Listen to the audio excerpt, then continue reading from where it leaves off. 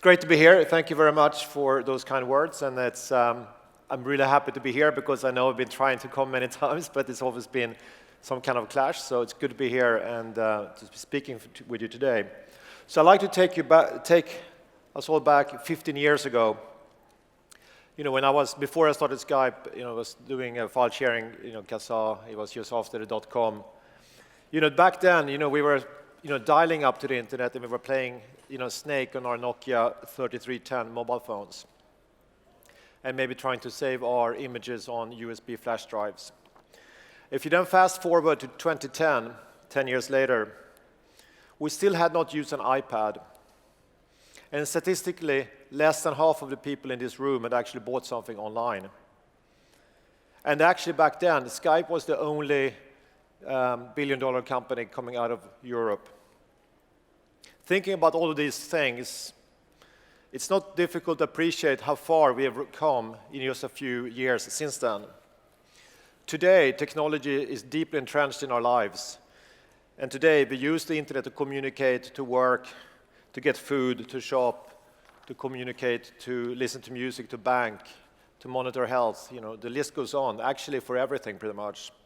Today, there are 3 billion users online, internet users, up from 280 million in 1999. And by 2020, we expect there to be 4 billion online users and 50 billion connected devices. And also, we see people are spending more and more time online because of mobile. So the industry has really come on in terms of usage. But also, back then in 1999, when people were very critical about, the business model of the internet and viability. But again, we've come a long way. Think just about online advertisement, which is now a $170 billion industry, up from just a few billion back in 1999. E-commerce is now $1.5 trillion industry. And the App Store, which is a $30 billion industry, did not even exist 7 years ago.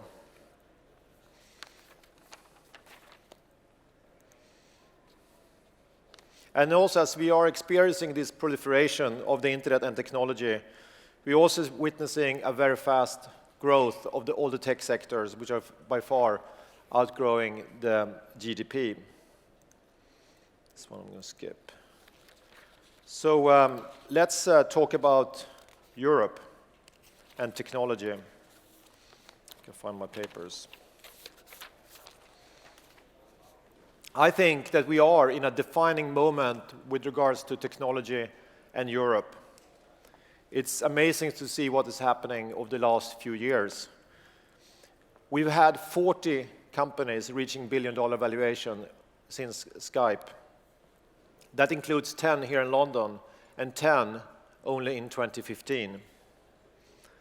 And I also know, because I spend all my days speaking to entrepreneurs and startups, that I can see that the quality of the companies and the entrepreneurs are getting better and better. The confidence is getting better. And I think this is because success breeds success. Each time one entrepreneur is succeeding with his or her company, they become role models for the next generation of entrepreneurs.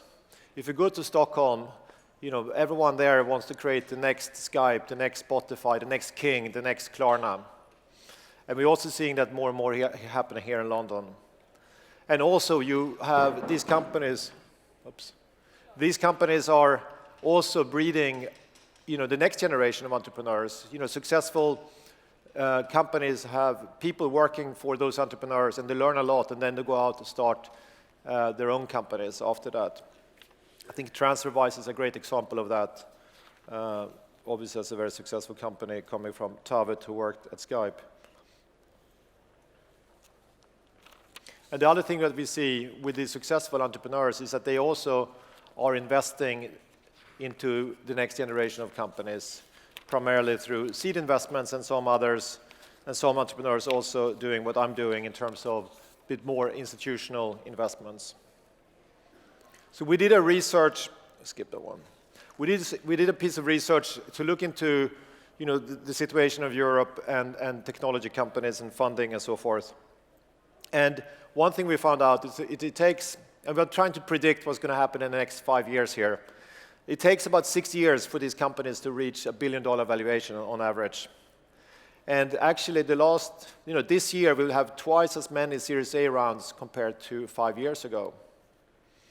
So there's a lot of, the companies that have been started last few years have yet not reached maturity. So we should expect this growth curve of great companies coming out of Europe to actually accelerate in the next several years.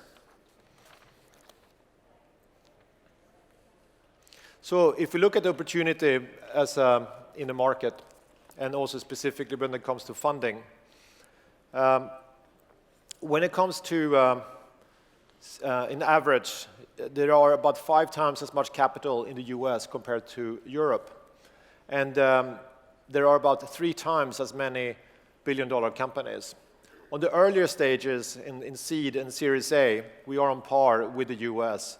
And that's clearly something we've seen that there's a lot of seed capital, there's a lot of smaller seed Series A funds that emerged the last few years, which is fantastic. There's actually 5,000 angel investors active in Europe. However, when it comes to growth, Series B and later, when you take these startup companies and really try to, for these companies to really become global category winners, become big companies, we are lacking behind when it comes to funding. Actually, there's 14 times as much capital in the US compared to Europe when it comes to later stage funding, Series B and later.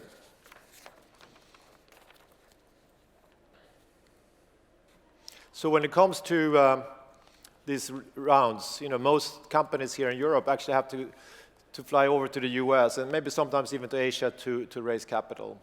And this is an opportunity lost. And so if you look at the seed rounds and Series A rounds, 83% of those rounds have constituted by local investors. But when it comes to Series B and later rounds, 70% of those rounds have significant participation of US or foreign, non-European financing. And this is something I think is important for the ecosystem to continue to grow, that we need to bridge this gap.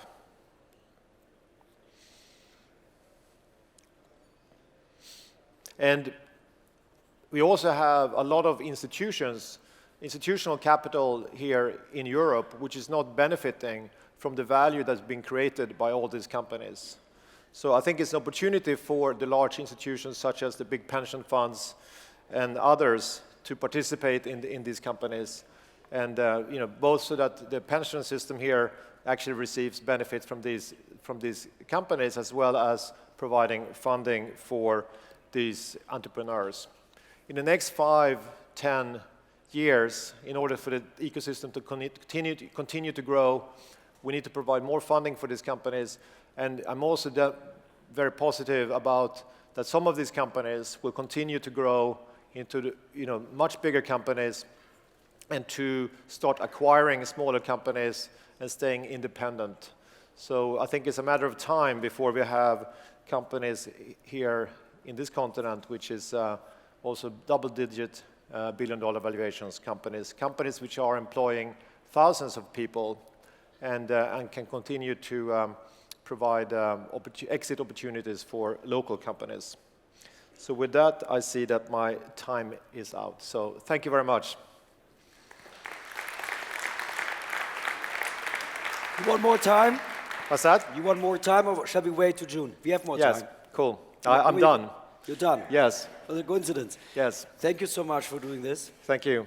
How do people get in touch with you when they want to invest time to get to Atomico to invest in their businesses? Just email us. Just email us. And what companies are you looking for? Disruptors? Well, what we're looking for is really companies which are, yes, of course, disruptors, but also companies which have the ability to become an international leader. I think that's also a big shift today compared to maybe 10, 15 years ago.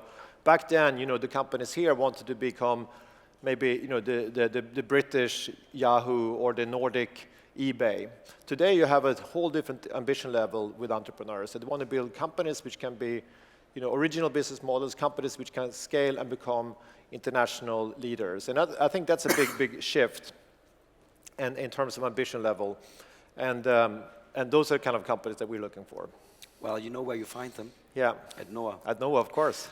Of the 40 unicorns you were talking about, Yeah. I think we had probably 20 on stage. Excellent. This is the place. Anyway, they will come back, and I hope Yeah. you come back too. Niklas, Yes, thank you thank so you very much much. for being with us. Sure, thanks. Now,